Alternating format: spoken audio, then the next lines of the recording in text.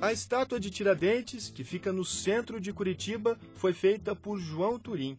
Essa, em homenagem à professora Júlia Vanderlei, na Praça Santos Andrade, também. Assim como os tigres, que estão no Centro Cívico e em Santa Felicidade. Tem João Turim por toda Curitiba e pelo Paraná também. São mais de 20 monumentos espalhados por todo o estado. Consagrado pela escultura, o paranaense João Turim também se destacou na pintura. Levou sua obra para outros países, como França e Bélgica. Premiado nos Salões Nacionais de Belas Artes e elogiado pela imprensa da época, muito do seu acervo está nesta casa, no Centro Histórico de Curitiba. Subir essas escadas é viajar no tempo e visitar a história de um dos maiores artistas do Brasil. O espaço foi aberto em 1989. No mesmo ano, passou a ser administrado pela Elizabeth Turim, sobrinha neta do artista. Elizabeth, é uma casa, mas não foi a casa que o João Turim morou? Não, essa é uma casa, mas não foi residência do João Turim. Ele tinha sua própria casa, ateliê, onde ele trabalhava e morava. A casa tem uma história. Primeiro, foi uma residência construída por um cidadão de descendência alemã, que tem as iniciais jateadas na porta de entrada principal, e que morou aqui com sua família. E é um diferencial, né? Uma casa-museu ela é diferente de qualquer outro museu que fosse criado com uma arquitetura mais moderna, tudo mais, porque ela tem o aconchego da casa, né? A arquitetura de época, do início do século passado. Por isso que a gente vê no teto, por exemplo, esses desenhos, essas características. Os tetos eram decorados, as paredes eram todas decoradas, né? Vocês podem ver que o pé direito é alto, né? Que hoje não se faz mais construção assim. As portas também com essa parte de vidro em cima, mesmo sendo de madeira na parte mais baixa, ela sempre tinha aquela parte, por ser alta, tinha uma parte de vidro justamente para dar a vazão, a claridade, né? Então ela é um diferencial, janelas, tudo isso. Então acho que essa memória arquitetônica de época é um bem preservável, né? Que a gente não pode perder também.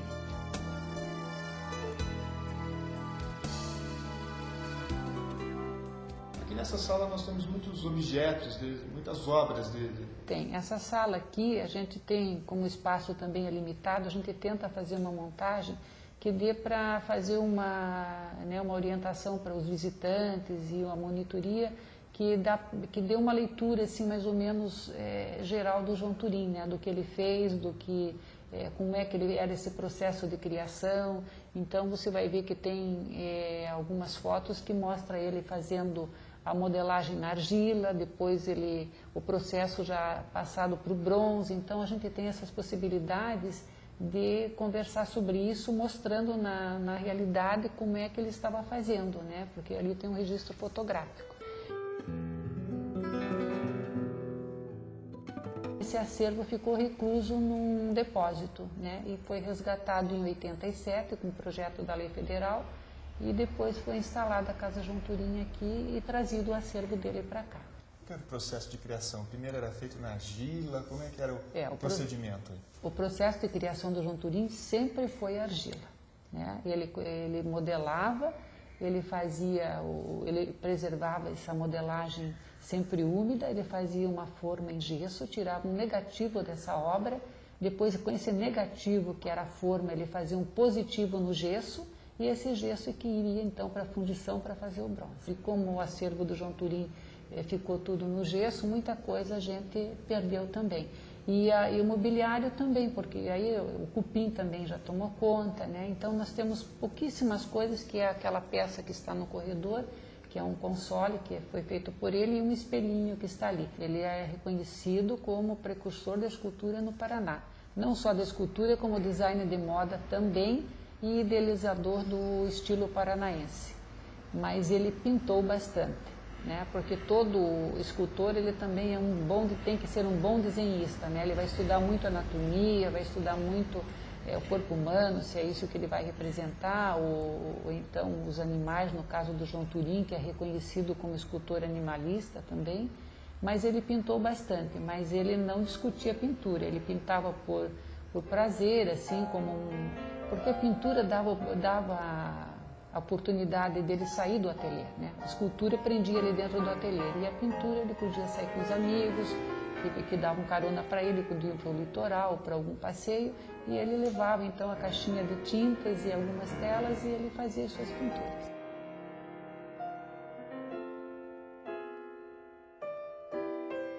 Como foi a vida dele? Onde ele nasceu? Onde ele se criou? Bom, o João Turim é filho de imigrantes italianos, né? Eles vieram aqui quando veio a maior leva de imigrantes para o Paraná, que foi em 1877. E ele nasceu no ano seguinte, em 78. Aos 13 anos de idade ele já trabalhava, aprendeu vários ofícios e entre esses o que vai destacá-lo como artista que foi numa movelaria que fazia móveis muito finos, móveis estilo Luís XV, e ele vai se destacar nessa movelaria.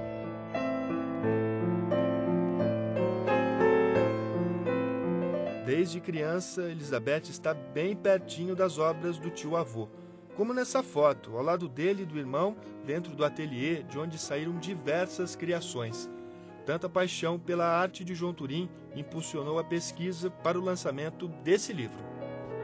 E foi baseado nessa documentação, do João Turim, pessoais e correspondências de época, que eu fiz uma pesquisa e foi então que foi realizado o livro sobre a vida e obra dele, né, com aspectos da vida e obra, que era impossível colocar tudo.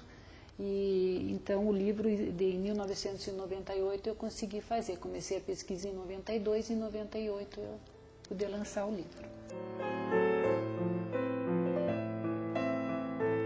Ó, esse aqui é um dos manuscritos dele. Então, ele vai questionar aqui a Escola de Belas Artes, do ensino de arte.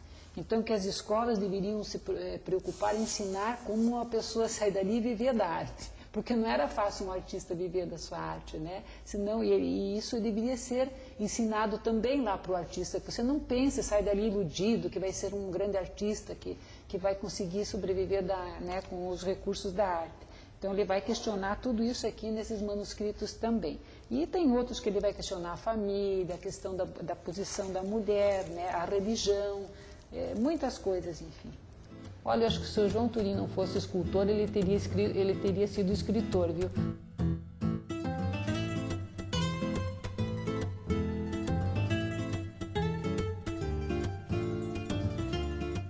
A gente não trabalha o acervo do João Turim, a gente trabalha a questão de importância da preservação da memória, né? Da memória como um todo, da memória artística, do patrimônio, dessa casa como uma arquitetura diferencial de época, né? Pela estrutura que ela tem, do museu, extra-museu, digamos, um museu que está aí na rua, que está nas praças, que está nas calçadas, que está na aparência das casas, né? Das casas antigas em confronto com a arquitetura mais moderna.